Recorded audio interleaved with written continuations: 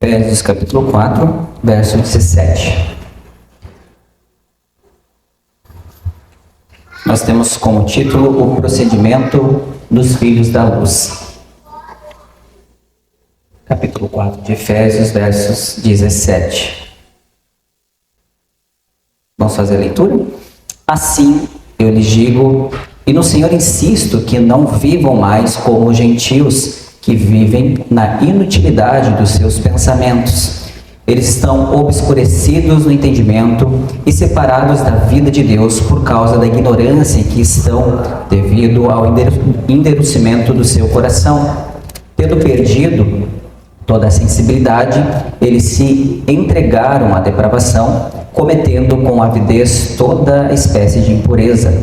Todavia, não foi isto que vocês aprenderam de Cristo. De fato, vocês ouviram falar dele e nele foram ensinados de acordo com a verdade que está em Jesus. Quanto à verdade que está em Jesus, quanto à antiga maneira de viver, vocês foram ensinados a despir-se do velho homem que se corrompe por desejos enganosos, a serem renovados no modo de pensar e a revestir-se do novo homem, criado para ser semelhante a Deus em justiça e em santidade provenientes da verdade. Capítulo 5, primeiro verso e o segundo. Portanto, sejam imitadores de Deus como filhos amados e vivam em amor, como também Cristo nos amou e se entregou por nós como oferta e sacrifício de aroma agradável a Deus. Pode tomar seu assento?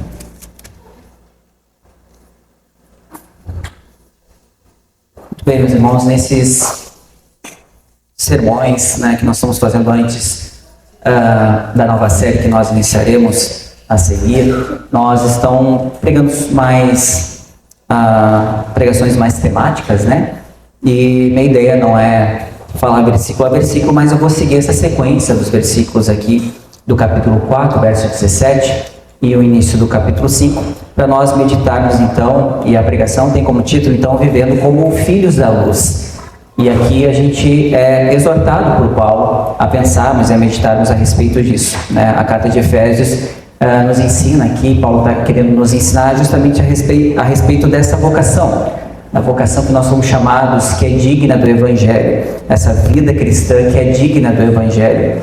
Então, nos textos que nós lemos aqui, Paulo está fazendo um contraste à vida antiga, a do velho homem, e ele nos exorta a despirmos então dessa antiga natureza e nos convida então a viver uma nova vida em Cristo Jesus, que é a vida cristã, de modo digno ao Evangelho. Então é um chamado então para todos os cristãos viver então como filhos da luz. É assim que Paulo está aqui ensinando aos irmãos de Efésios e também está nos ensinando a nós abandonarmos então este velho homem e nos revestirmos então desse segundo homem, digamos que deixarmos de sermos aqueles que eram representados por Adão, por agora viver uma vida no segundo homem, no segundo Adão, que seria Jesus, que é o nosso exemplo de imitação. E isso deve sempre nortear a nossa vida cristã. Sermos então imitadores de Cristo. Isso deve ser sempre algo que o nosso coração deseja e almeja e anseia todos os dias. Bom, meus irmãos, iniciando aqui no primeiro tópico que eu dividi o sermão, nós vamos falar sobre o chamado então para abandonar este velho homem que se encontra aqui nos versículos 17 e também 19.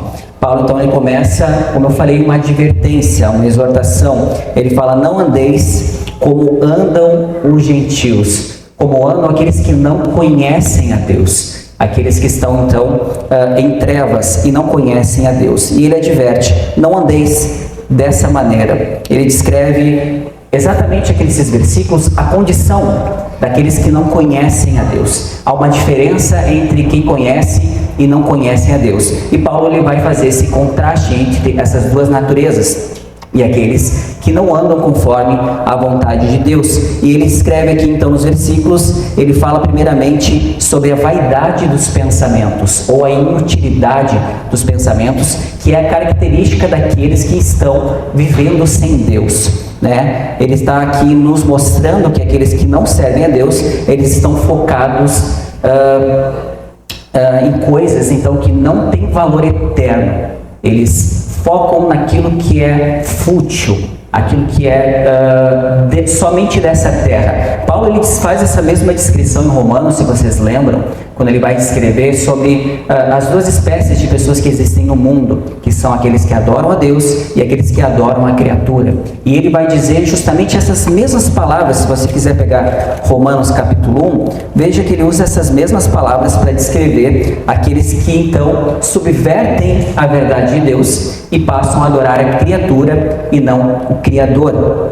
Então Paulo fala lá no capítulo 1, por exemplo, de Romanos, no primeiro capítulo, verso 21, ele fala: porque tendo conhecido a Deus, não o glorificaram como Deus, nem lhe renderam graças, mas os seus pensamentos tornaram-se fúteis, e o coração insensato deles obscureceu-se, dizendo-se sábios, tornando-se loucos, e trocaram a glória de Deus imortal por imagens feitas segundo a semelhança do homem mortal, bem como de pássaros, quadrúpedes e répteis. Deus os entregou à impureza. Então, essa é a característica daqueles, então, que vivem uma vida longe de Deus, que são, no caso aqui o termo que Paulo usa, gentios. Então, ele vai dizer que eles vivem na verdade dos seus... eles vivem na vaidade dos seus pensamentos, na inutilidade, nos pensamentos fúteis, eles vivem dessa forma. Outro ponto que Paulo traz, ele diz que esses que não conhecem a Deus, o entendimento deles está obscurecido. Ele usa essa mesma forma de falar também em Romanos, né, que seus pensamentos estão obscurecidos. Eles não conseguem, então, discernir a vontade de Deus. Eles não têm a capacidade de entender porque os seus pensamentos estão obscurecidos. O seu entendimento, eles não conseguem entender a vontade de Deus. Outro ponto que Paulo traz também, ele fala que não só isso, mas o coração deles é endurecido. Essa é outra característica, dizendo que eles rejeitam a Deus. É o mesmo texto de Romanos ali que Paulo fala, que eles conhecendo a Deus, mas conhecendo quem vê o contexto do capítulo 1 fala que o conhecimento deles é a forma com que Deus se revelou naturalmente e que ninguém, de alguma forma, não pode dizer que Deus não existe. Então, mas em si, o entendimento, né, eles não conseguem ter porque o coração deles está endurecido. Então, eles rejeitam a Deus e estão entregues a paixões desordenadas.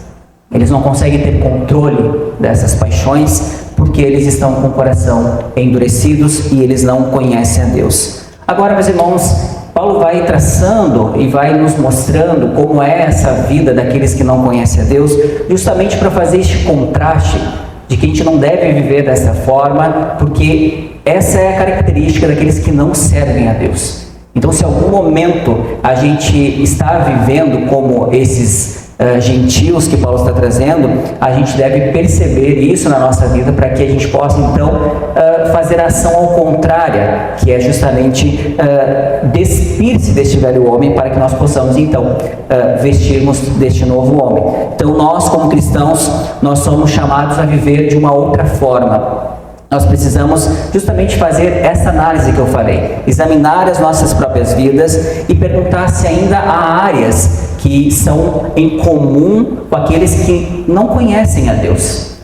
Nós temos a capacidade de fazer isso. Isso eu vou discorrer um pouco mais, falar sobre isso, que nós temos, isso é uma realidade para que nós possamos viver. Então, o próprio capítulo 8 de João, João fala que Jesus se declara: eu sou a luz do mundo, aquele que me segue não anda em trevas, mas ao contrário, ele vive na luz. Olha que declaração tão forte, tão poderosa. Jesus fala: eu sou a luz do mundo, aquele que me segue não vai ser enganado, aquele que me segue tem a capacidade, e não a capacidade por si próprio, mas Jesus está falando aquele que me segue tem a realidade de poder viver uma vida na luz.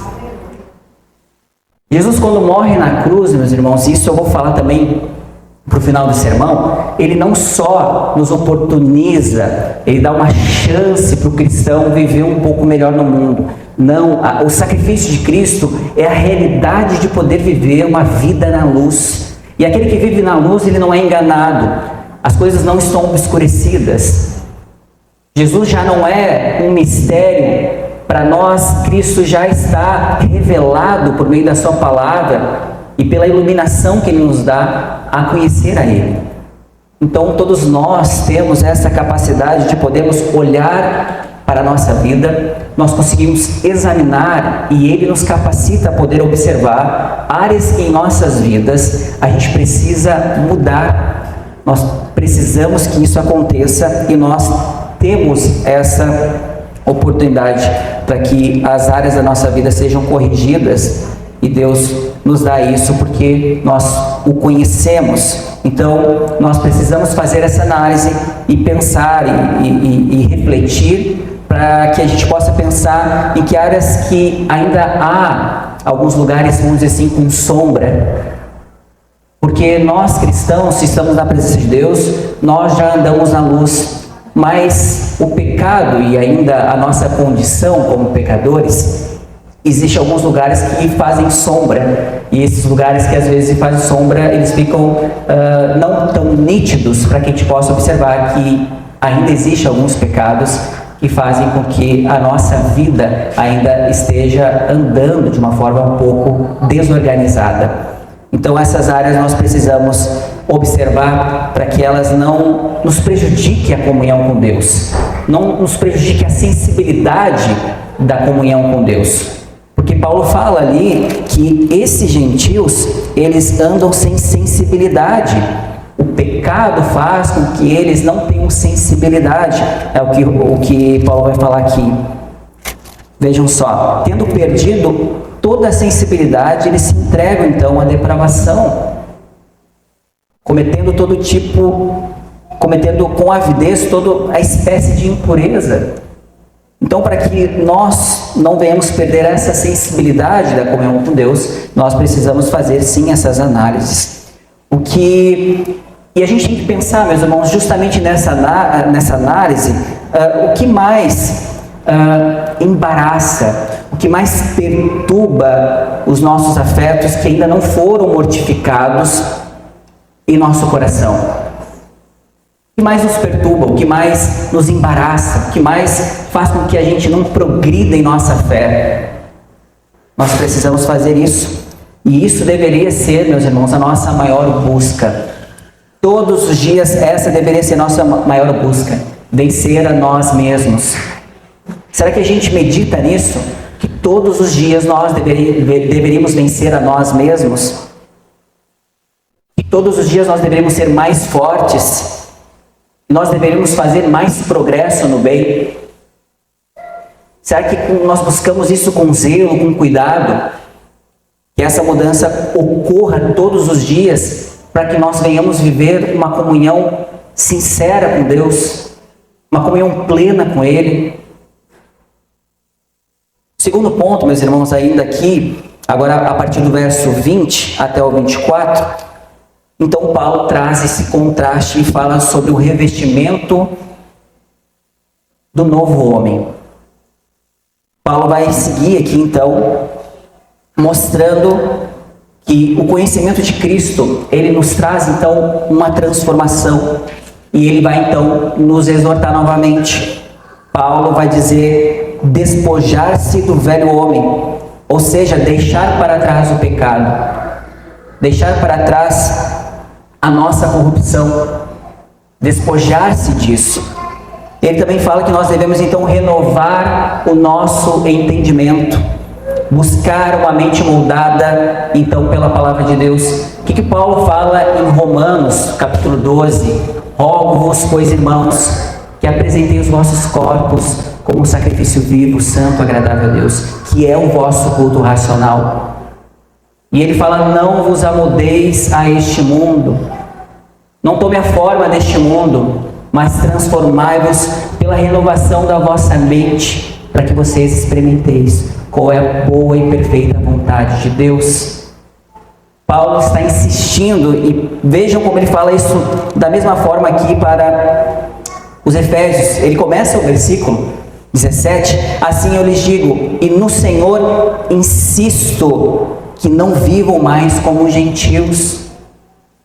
Paulo está declarando algo importante, tanto aos romanos, tanto aos efésios. Toda vez que ele exorta, ele diz: irmãos, eu insisto, não vivam mais dessa forma. Vocês são filhos de Deus, vocês são aqueles que foram iluminados por Deus. Vocês têm Jesus como aquele que salvou vocês para viver essa nova vida, em novidade de vida.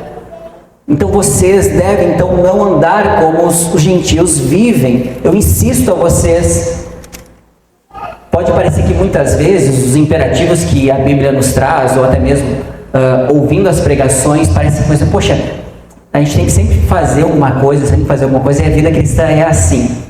Não é sobre só aquilo que nós não devemos fazer, mas aquilo que nós devemos fazer como os cristãos. A Bíblia em nenhum momento nos traz no cristianismo uma passividade, mas sempre uma atividade. Então Paulo lhe traz esses imperativos mostrando que a vida cristã não basta só não fazer. Nós devemos fazer ao contrário do que nós fazíamos antes. Então ele continua esse contraste, dizendo que nós devemos então renovar a nossa mente. E nós renovamos e sabemos a vontade de Deus por meio da sua palavra. Ele fala também aqui, ainda dentro dos versículos 20 a 24, que nós devemos revestir-se do novo homem.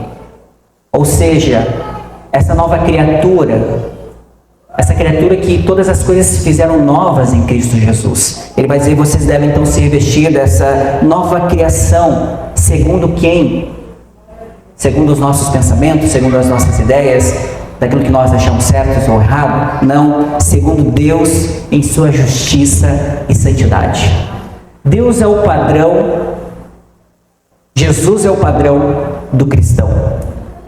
Quando for encerrar no livro capítulo 5, ele fala: sede, pois, imitadores de Deus, de Cristo, de Jesus.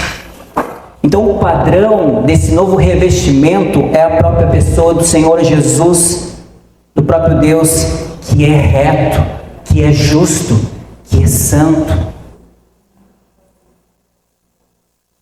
Aqui a gente pode pensar um pouco em uma ilustração muito simples e que todo mundo talvez pode compreender tranquilamente. Ninguém veste uma roupa suja em cima de ninguém veste uma roupa nova em cima de uma roupa suja. Todos nós trocamos de roupa para que então a roupa nova venha a ser colocada. Então nós precisamos deixar a nossa corrupção, precisamos deixar o nosso pecado, precisamos fazer essas análises em nossa vida para que então essa nova roupa ela possa então ser vestida. Então Paulo diz que nós devemos revestir-nos então deste novo homem, dessa nova natureza, para que possamos então ter a identidade de Cristo, ter a identidade do Senhor Jesus em nossa vida.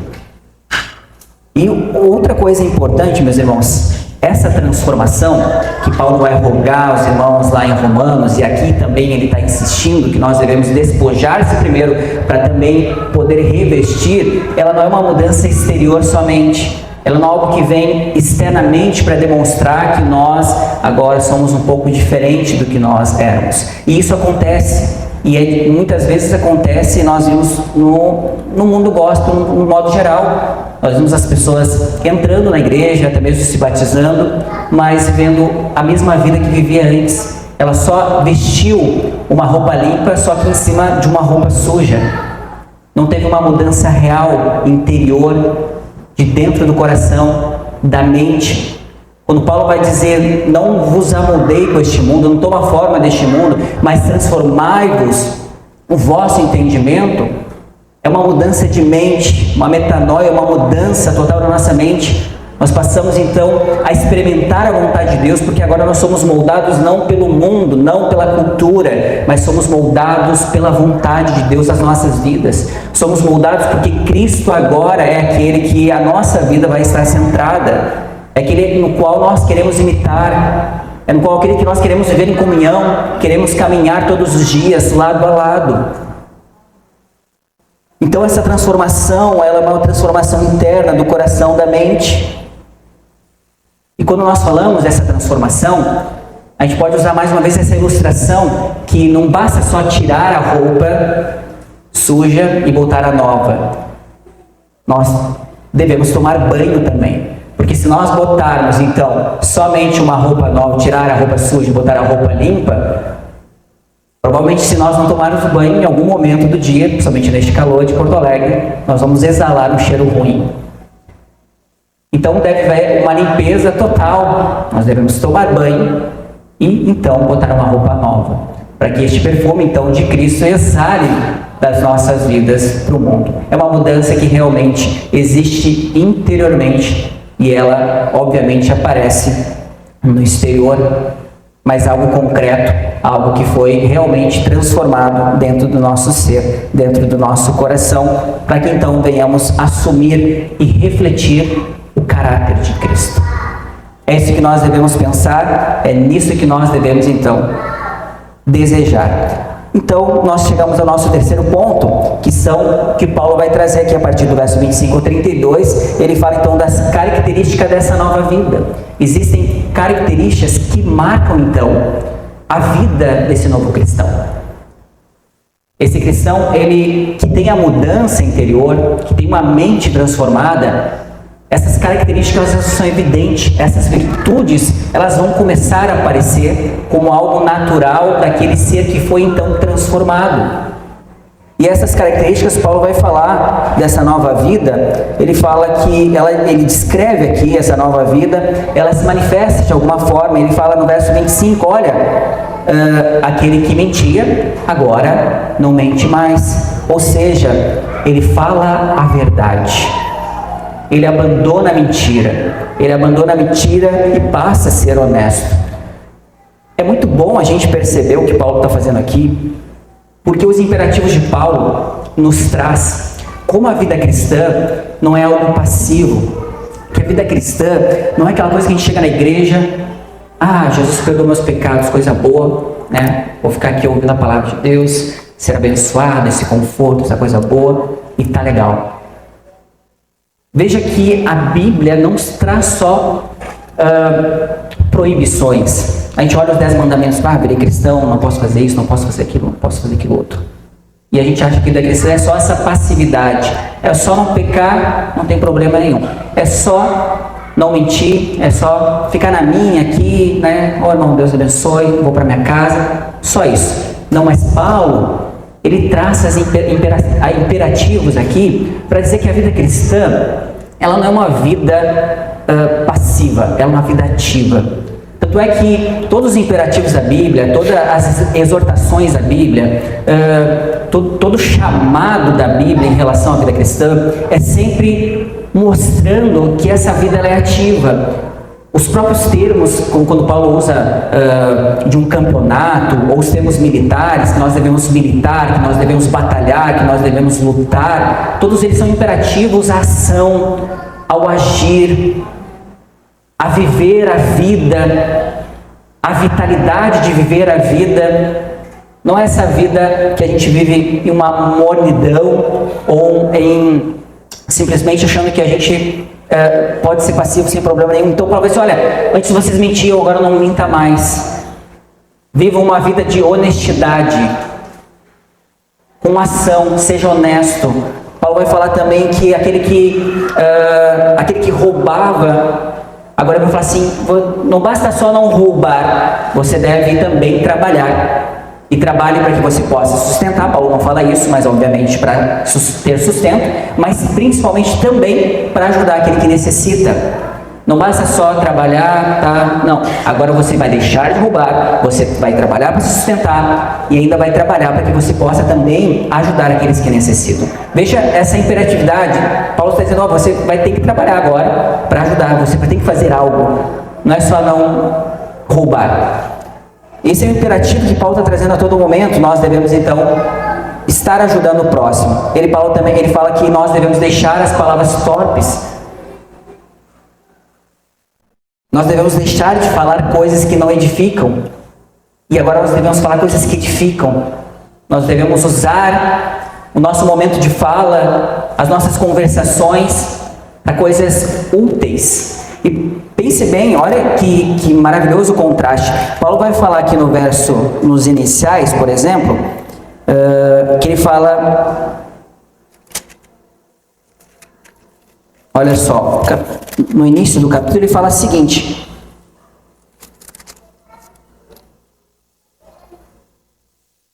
ele fala assim, eu lhes digo, e no Senhor insisto, que não vivam mais como gentios que vivem na inutilidade. Veja que interessante isso. Paulo está dizendo que a vida de pecado, aquele que vive no pecado só tem pensamentos inúteis.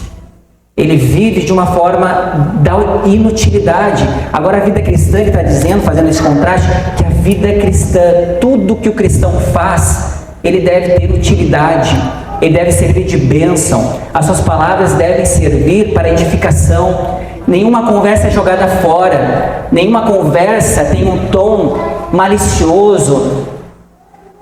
Um cristão não fica ali sendo jocoso, fica brigando, ele não usa as palavras para perda de tempo, para inutilidade.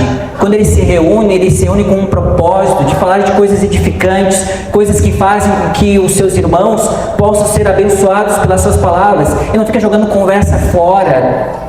Ele usa agora essa nova vida para que ele possa também trazer vida por meio daquilo que ele está conversando com os seus irmãos. Então Paulo está trazendo essa vida de atividade.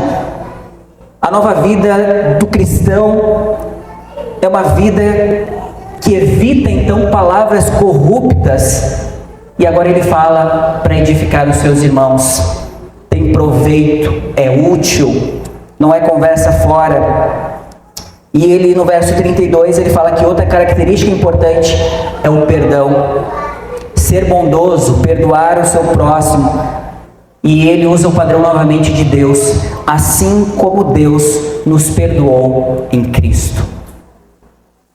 Se vocês vivessem antes na antiga vida, vocês não teriam condições de perdoar. Mas agora na nova vida ele diz que vocês devem perdoar assim como Deus perdoou nós em Cristo Jesus. Aqueles que então têm a nova vida em Cristo Jesus, eles podem perdoar verdadeiramente. Eles podem sim agir em favor daquele que os ofendeu. Ele pode sim, sinceramente, perdoar aqueles que ofenderam a ele. Porque Cristo nos perdoou. Porque agora nós estamos em Cristo e Cristo nos dá a realidade de podermos viver essa nova vida. Graças a Deus por isso. E por fim, meus irmãos, no meu quarto ponto aqui, e no capítulo 5 agora, dos primeiros versos, Paulo ele nos dá este exemplo que nós devemos seguir. O meu quarto ponto fala sobre seguindo o exemplo de Cristo. Paulo ele vai incluir aqui nesse trecho, na continuação, esse chamado, meus irmãos, a imitar o Senhor Jesus. Vamos ler novamente aqui, ele fala: portanto, sejam imitadores de Deus como filhos amados. Vivam em amor, como também Cristo nos amou e se entregou por nós, como oferta e sacrifício e aroma agradável a Deus. Quando Paulo fala aqui, meus irmãos, pode parecer um pouco complexo nós pensarmos que nós devemos imitar a Deus. Obviamente, se nós estudarmos a doutrina de Deus, nós veremos que existem muitos atributos de Deus que Deus não comunicou a nós. Muitos atributos que nós não teríamos sequer capacidade de ter. E só há no próprio Deus. Mas há algo que Deus comunicou a nós. E Deus permitiu com que nós pudéssemos também ter. E como imitadores de Deus, o que Paulo está aqui nos chamando, nos rogando, insistindo em nos falar, que nós devemos imitar a Deus no seu amor. Paulo está dizendo que nós podemos amar, porque Deus nos amou. Nós podemos ser imitadores de Deus, porque nós somos agora filhos amados por Deus.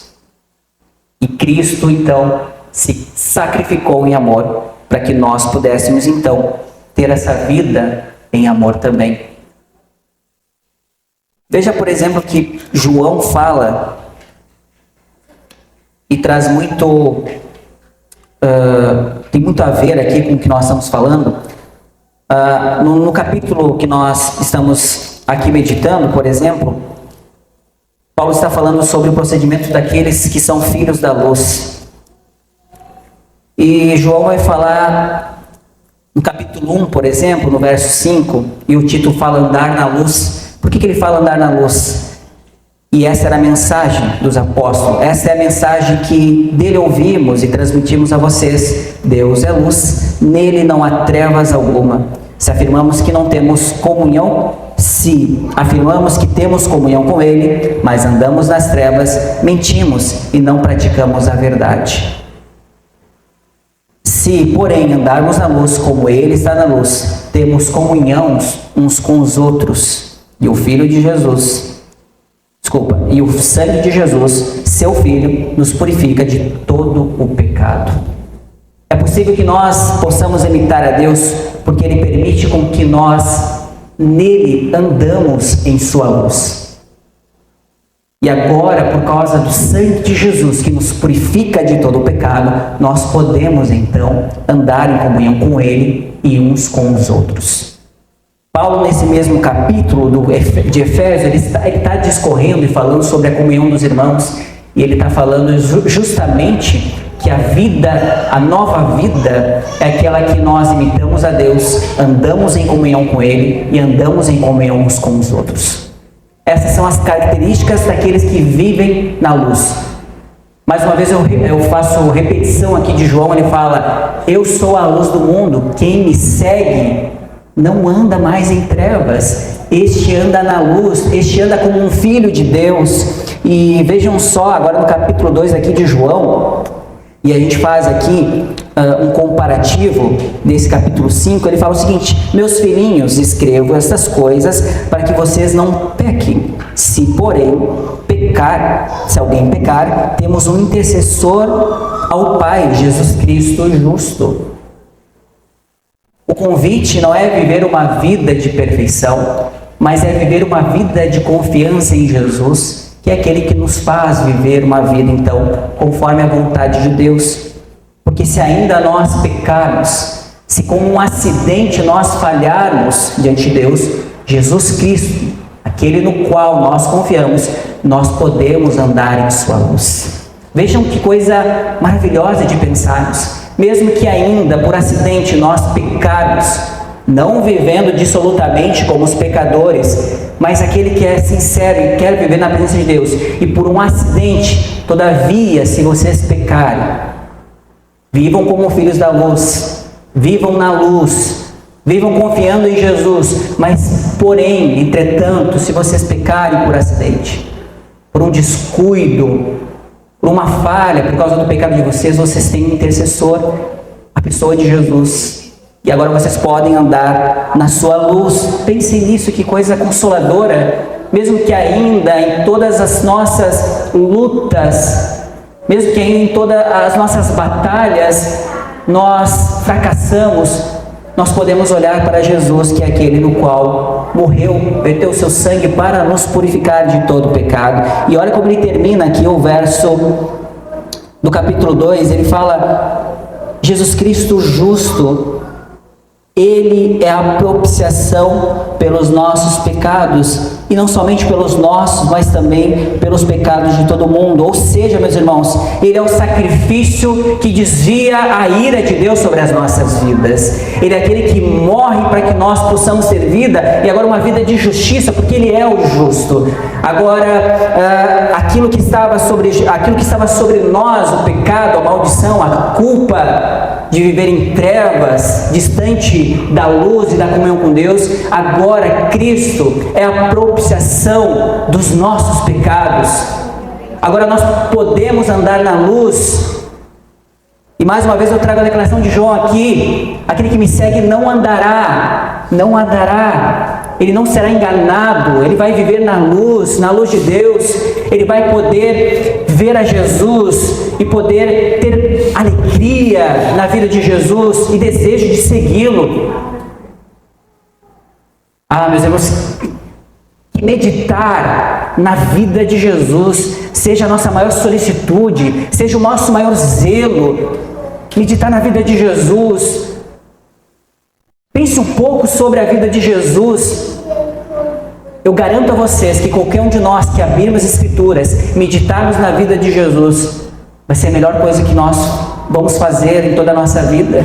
Que se todos os dias nós meditarmos, nós vamos ver a Bíblia declarando: eu sou a luz, eu sou o pão da vida, eu sou o caminho, eu sou a verdade.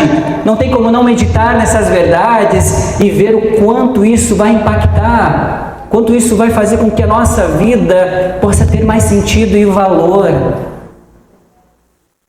Então, ser imitador de Cristo nos traz exatamente essa compreensão e essa ideia de que agora a vida na luz, ela não é só uma possibilidade remota, ela não é só uma possibilidade que talvez eu possa fazer alguma coisa boa. Não, a morte e o sacrifício de Jesus, a maldição que recai sobre Jesus para que nós possamos andar na luz, ela é uma realidade. Ela não é uma possibilidade, como eu falei, ela é uma realidade presente. Aqueles que são filhos amados de Deus agora andam na luz por causa do sacrifício de Jesus, porque Ele nos amou primeiro, e Paulo fala isso. Vocês devem viver essa nova vida, vocês devem revestir-se desse novo homem, porque Jesus os amou. Vocês devem viver isso porque Deus entregou o seu Filho. Vocês devem fazer isso porque primeiro Ele amou a vocês. Veja bem, ele fala aqui: vivam em amor como também Cristo nos amou e se entregou por nós como oferta e sacrifício de aroma agradável a Deus. Fiquem tranquilos, porque Deus aceitou o sacrifício de Jesus. Jesus morre e ressuscita por nós e diz e nos traz o consolo. Fiquem tranquilos, assim como ele fala, João fala lá: filhinhos, se vocês pecarem, fiquem tranquilos, vocês têm um advogado. Aqui Paulo está falando a mesma coisa: fiquem tranquilos, porque agora vocês são filhos amados de Deus. Vejam que verdade, que consola os nossos corações. Fiquem tranquilos, porque como oferta e sacrifício, Cristo morreu. E essa oferta, esse sacrifício, é um aroma agradável a Deus. Deus aceitou. A ira de Deus foi aplacada na pessoa de Jesus. Agora vocês são filhos amados. Vivam então essa nova vida. Vivam essas exortações. Vivam esses imperativos de despojar-se do antigo homem para a nova vida, confiando que Cristo é a pessoa pelo qual ofereceu a sua vida como sacrifício de aroma agradável a Deus, que foi aceito, para que hoje toda a obra que vocês fizerem em Cristo Jesus, ela vai ser aceita por Deus. Nossas obras, meus irmãos, como Isaías fala, ou Jeremias, me corrijam se eu estiver enganado, fala como são trapos de imundícia. Mas as nossas obras em Jesus, agora elas não são mais um trapo de imundícia. Elas são agora aceitáveis, elas são agradáveis diante de Deus. Por isso que quando Paulo fala que vocês devem apresentar os vossos corpos como sacrifício vivo, agora os corpos de vocês não são mais corpos entregues ao pecado, agora são corpos santificados pela pessoa de Jesus. E agora vocês podem ofertar a sua adoração a Deus, porque Deus vai aceitar. Ah, meus irmãos, isso é pouco demais para ser verdade. E é verdade. Mas é muito bom. Agora eu posso vir à igreja como um filho amado e dizer: Deus, eu te amo, eu te louvo, eu quero te servir. E Deus vai aceitar, porque a minha vida está em Cristo Jesus. Isso é bom demais, meus irmãos. Nós vivemos na luz, porque Deus é luz. E Ele nos tirou das trevas para a sua maravilhosa luz. A Bíblia fala que Ele nos transportou das trevas para a sua maravilhosa luz, para o reino do seu amor. Nós podemos viver em amor, nós podemos ver todas essas graças porque Ele nos alcançou. Então sejam imitadores de Cristo, sejam imitadores de Deus, andem dessa forma. Como filhos amados, vocês agora têm essa nova identidade. Vocês são filhos de Deus, amados. Então Cristo nos ensina: vivam em amor. Vivam no amor em que vocês foram amados, porque agora vocês podem amar de verdade. Essa é a identidade de todos nós. Nós devemos andar então neste amor. Cristo é o modelo supremo deste amor. Ele se entregou como sacrifício vivo por nós, demonstrando justamente o seu amor sacrificial.